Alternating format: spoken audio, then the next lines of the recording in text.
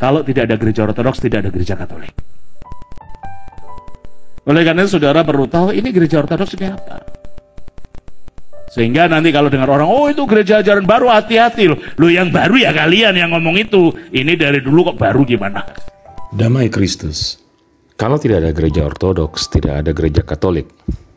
Begini, saya maklumlah jika petinggi gereja Ortodoks bicara seperti itu. Kan mereka sedang mempromosikan gerejanya dengan menggunakan jargon-jargon seperti gereja Ortodoks lah yang lebih dahulu ada daripada gereja Katolik, atau kalau nggak ada gereja Ortodoks pasti nggak ada gereja Katolik. Ini gencar dilakukan supaya mereka terkesan lebih tua daripada gereja Katolik. Padahal kalau belajar sejarah gereja dengan benar, orang-orang akan menemukan kebenaran bahwa gereja mula-mula adalah gereja Katolik. Seperti yang dikatakan John Henry Cardinal Newman, to be deep in history is to cease to be Protestant. Artinya mendalami sejarah gereja itu berarti berhenti menjadi Protestan. Mengapa? Karena yang ditemukan nantinya bahwa gereja mula-mula itu adalah Katolik. Gereja mula-mula punya hierarki, mengakui otoritas uskup Roma, merayakan Ekaristi, menghormati Bunda Maria dan para kudus, dan lain-lain sebagainya. Oke, baik, saya langsung gaspol aja ya. Bukti-bukti bahwa gereja mula-mula adalah Katolik, bukan Ortodoks. Bukti yang pertama adalah Santo Ignatius dari Antioquia, Uskup Antioquia, yang menggantikan Santo Evodius pada tahun 67 Masehi. Ini adalah abad pertama kekristenan. Gereja masih satu dan belum terbagi-bagi. Ketika di dalam perjalanannya ke Roma, Ignatius menulis surat kepada gereja Smyrna pada tahun 107 Masehi. Di dalam suratnya, Ignatius menggunakan istilah Katolik untuk pertama kalinya untuk menyebut gereja Kristus. Di mana ada uskup, hendaknya umat hadir di situ. Sama seperti di mana ada Yesus Kristus, gereja Katolik hadir di situ. Itu adalah tulisan dari Santo Ignatius dari Antioquia. Jadi bukan istilah Ortodoks yang disebut sebagai gereja Kristus pertama kali ya. Ini jelas sekali ya. Bukti yang kedua, pada Konsili Nikea tahun 325 Masehi ditegaskan dalam syahadat atau Credo Nikea 4 sifat gereja, yaitu 1. Kudus, Katolik, dan Apostolik. Ini adalah bukti yang tidak terbantahkan bahwa gereja mula-mula dimanapun berada saat itu adalah Katolik. Tidak ada sifat gereja yang namanya Ortodoks. Tidak ada.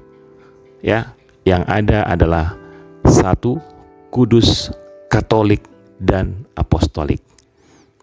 Bukti yang ketiga, para bapak gereja mengakui keutamaan uskup Roma, penerus Santo Petrus. Ada begitu banyak tulisan para bapak gereja di sini ya, dari 5 abad pertama kekristenan yang mengakui keutamaan uskup Roma. Jadi bukan hanya Santo Ignatius dari Antioquia yang hidup tahun 66 sampai 107 Masehi ya. Ada Santo Polikarpus tahun 69 sampai 155. Beliau adalah murid Rasul Yohanes yang mengakui keutamaan Paus Anicetus di Roma. Ada Santo Justinus Martir tahun 100 sampai 165 Masehi yang tulisannya mengacu pada Matius 16 yang menunjukkan keutamaan Petrus sebagai seorang Rasul Kristus yang menerima wahyu dari Allah Bapa sendiri, sehingga ia dapat mengatakan bahwa Kristus adalah Mesias, anak Allah yang hidup. Lalu ada Santo Irenaeus tahun 180 Masehi yang memberikan prioritas utama kepada gereja Roma, dan bahwa gereja Katolik mengajarkan bahwa para uskup mempertahankan tradisi apostolik melalui suksesi apostolik. Seperti Rasul Petrus adalah pemimpin para rasul, maka gereja-gereja lain yang berada dalam kepemimpinan gereja Roma Dan masih banyak lagi tulisan Bapak Gereja yang membuktikan keutamaan uskup Roma.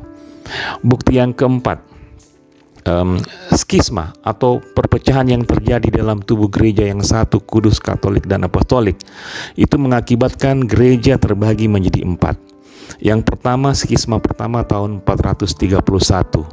Pada konsili Efesus, gereja menentang dan mengutuk heresi Nestorianisme yang diajarkan oleh Nestorius, uskup Konstantinopel.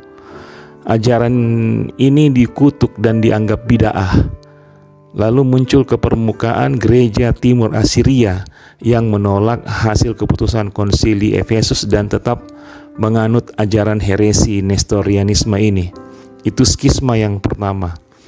Lalu tahun 451, gereja yang satu, kudus, katolik, dan apostolik ini mengadakan konsili Kalsedon untuk menentang ajaran sesat heresi monofisitisme yang dikembangkan oleh Cyrilius, uskup Alexandria.